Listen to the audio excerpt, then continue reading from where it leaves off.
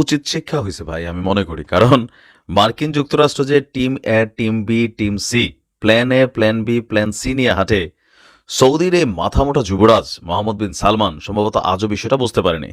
মাঝে মাঝে একটু একটু প্রশংসা করতে ইচ্ছে হয়, কিন্তু প্রশংসার চেয়ে সমালোচনার জায়গাটাই বেশি। প্রথমত আমি তীব্র নিন্দা জানাচ্ছি যে গেল কয়েকদিন আগে সৌদি আরবে একটা আপনার এই পপ শো হয়ে গেল। পৃথিবীর নামি দামি হলিউডের, বলিউডের, সম্ভবত বলিউডের না, হলিউডের শিল্পীরা সেখানে গেল, প্রায় অর্ধনগ্ন একটা ফ্যাশন শো করলো। কিন্তু পেছনে স্টেজটা যেটা করা হলো, ইতিমধ্যে আপনারা ফেসবুকে দেখেছেন যে পবিত্র কাবা ঘরের আদলেই অনেকটা স্টেজ তৈরি করা হয়েছে। তেল নির্ভর অর্থনীতি থেকে দুবাইয়ের মতন আপনার পর্যটন ভিত্তিক বা এরকম টাইপেরই কিছু অর্থনীতির দিকে এই রাষ্ট্রকে ধাবিত করতে গিয়ে বেশ কিছু প্রকল্প হাতে নিয়েছে।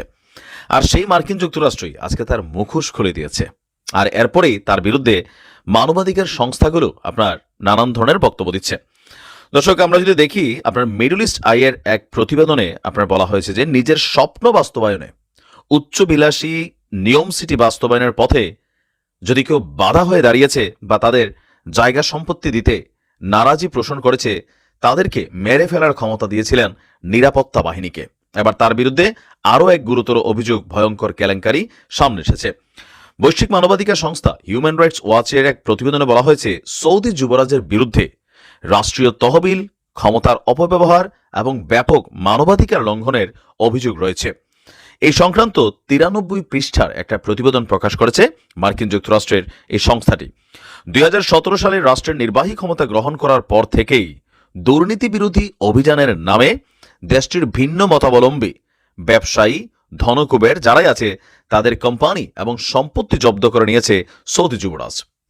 জব্দকৃত এসব সম্পত্তি রাষ্ট্রীয় তহবিল পাবলিক ইনভেস্টমেন্ট ফান্ডে অন্তর্ভুক্ত করেছে সালমান। এক দশক আগে যেখানে এই তহবিলের সম্পদের পরিমাণ ছিল $8,400 কোটি, বর্তমানে এই তহবিলের পরিমাণ আপনার বলা হচ্ছে যে এই 10 বছরে সেটা বেড়ে দাঁড়িয়েছে $92,500 কোটি। পদাধিকার বলে পিআইএফ এর সার্বিক নিয়ন্ত্রণ করছে সৌদি যুবরাজ। ফলে তহবিলের অর্থ কোন খাতে কিভাবে ব্যয় হবে সে সম্পর্কে তার সিদ্ধান্তই চূড়ান্ত। এর পাশাপাশি পিআইএফ এর অধীনে সবচেয়ে বড় প্রকল্প যেটা, সেটার নাম হচ্ছে নিয়ম। মরুভূমির বুকে বুকে অত্যাধুনিক নাগরিক পরিষেবা সম্পন্ন একটি সাইফাই শহর হচ্ছে আপনার এই নিয়ম। হিউম্যান রাইটস ওয়াচের দাবি, নিয়ম সহ বিভিন্ন প্রকল্পে কর্মরত শ্রমিকদের অধিক সময় কাজ করতে বাধ্য করা, দুর্ব্যবহার ও নির্যাতন এবং আন্তর্জাতিক শ্রম আইনের ঘোরতর লঙ্ঘনের অভিযোগ রয়েছে যুবরাজের বিরুদ্ধে।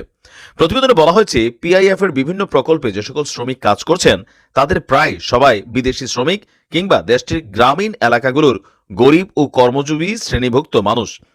2017 সালে ক্ষমতায় আসার পর 2030 সালের মধ্যে পর্যটন, শিক্ষা এবং অন্যান্য অর্থনৈতিক খাতকে জ্বালানি তেলের চেয়ে বেশি শক্তিশালী খাত হিসেবে গড়ে তুলতে চায় সৌদি যুবরাজ। আর এর জন্য যে কোনো সিদ্ধান্ত আপনার বাস্তবায়ন করছে সৌদি যুবরাজ। এই মুহূর্তে আমি মনে করি আর কি, আপনি ফিলিস্তিন ইস্যুতে দেখেন তার অবস্থান কি, টুকটাক কথাবার্তা বলে, ইরান ইস্যুতে টুকটাক কথাবার্তা বলে, যতটুকু কার্যকরী ভূমিকা রাখার দরকার এর 10 ভাগের 1 ভাগও কিন্তু এই যুবরাজ রাখে না। তার স্বপ্ন বাস্তবায়নে হাজার মানুষের কুরবানি সে দিয়ে দিয়েছে অলরেডি।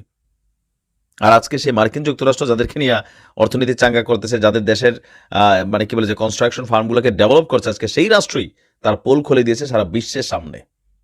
দরকার ছিল। ভালো থাকুন।